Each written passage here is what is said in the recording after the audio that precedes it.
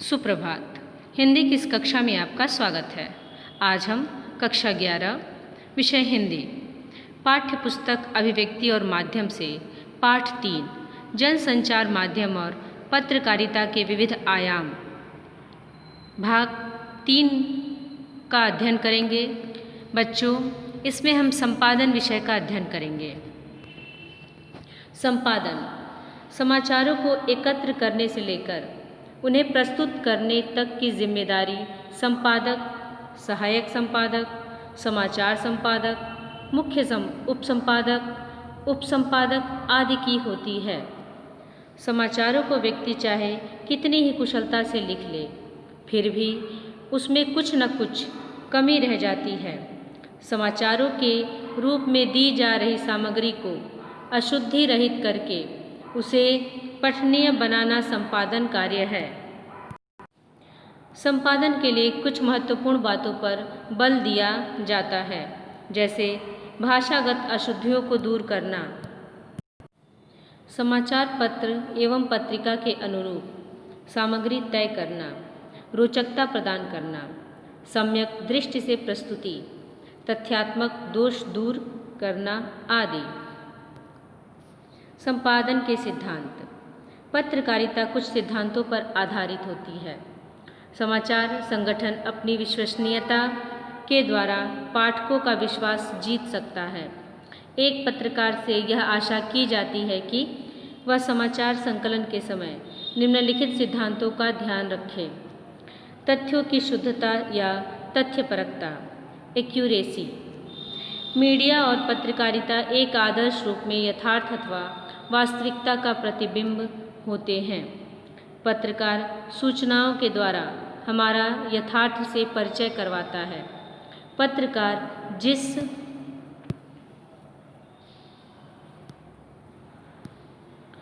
रूप में यथार्थ को हमारे सम्मुख प्रस्तुत करता है, उन छवियों को ही हम यथार्थ मानकर स्वीकार कर लेते हैं। वास्तव में मानव यथार्थ की नहीं, बल्कि यथार्थ की छवियों की दुनिया में रहता है। किसी भी सूचना एवं जानकारी को प्रस्तुत करने के लिए यह महत्वपूर्ण होता है कि जिन सूचनाओं एवं तथ्यों को समाचार के रूप में प्रस्तुत किया जा रहा है, वे बिल्कुल सही होने चाहिए, अर्थात उन्हें स्पष्ट रूप से बिना कोई बदलाव किए ही प्रस्तुत किया जाना चाहिए। वस्तुपरकता, ऑब्जेक्टिविटी। पत्रकारिता की साख को बनाए रखने के लिए एक पत्रकार को वस्तुपरकता के सिद्धांत का पालन करना चाहिए। वस्तुपरकता और तथ्यपरकता के बीच बहुत समानता है। तथ्यपरकता जहाँ अधिक से अधिक तथ्यों से परिचय करवाती है, वहीं वस्तुपरकता को इस दृष्टि से देखा जाता है कि कोई व्यक्ति किसी तथ्य को किस प्रकार से देखता है।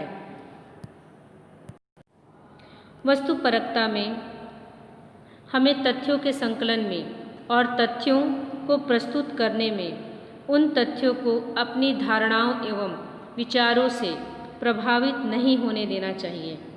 एक ही समाचार किसी व्यक्ति के लिए वस्तुपरक हो सकता है तथा अन्य के लिए पूर्वाग्रह से प्रभावित भी हो सकता है। निष्पक्षता, फेयरनेस।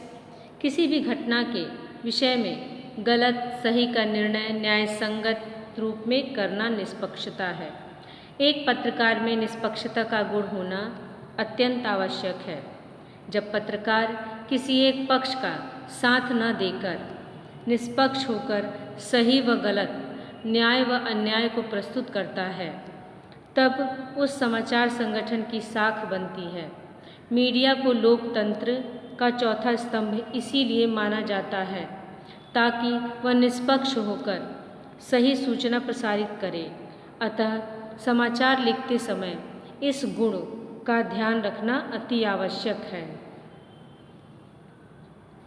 संतुलन, बैलेंस। जब किसी घटना में एक से अधिक पक्ष सम्मिलित हों तथा उन पक्षों का आपस में संघर्ष व टकराव हो, उस स्थिति में पत्रकार का दायित्व है कि वह सभी पक्षों को ध्यान में रखते हुए समाचार को संतुलित रूप में प्रस्तुत करे। पत्रकार का झुकाव किसी एक पक्ष की ओर नहीं होना चाहिए। तथ्यों, गवाहों, आंकड़ों पर नज़र रखते हुए संतुलन के साथ समाचार प्रस्तुत करने चाहिए। किसी एक पक्ष को ध्यान में रखकर प्रस्तुत किए गए समाचार असंतुलित होते हैं। स्रोत, सोर्सिंग एट्रीब्यूशन। किसी भी समाचार संगठन या समाचार एजेंसी के स्रोत होते हैं। समाचार की प्रतिष्ठा को बनाए रखने के लिए स्रोत का दिया जाना आवश्यक होता है।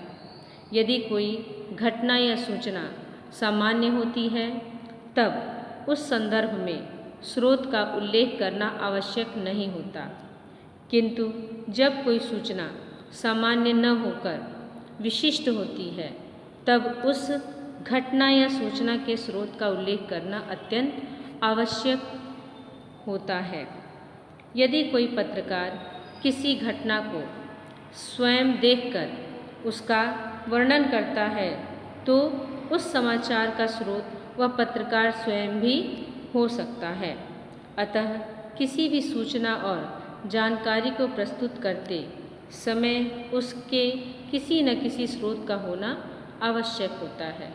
बच्चों, यह संपादन विषय यही समाप्त हुआ। इसके आगे इसके अगले अंक में हम समाचार लेखन विषय पर जानकारी लेंगे। धन्यवाद।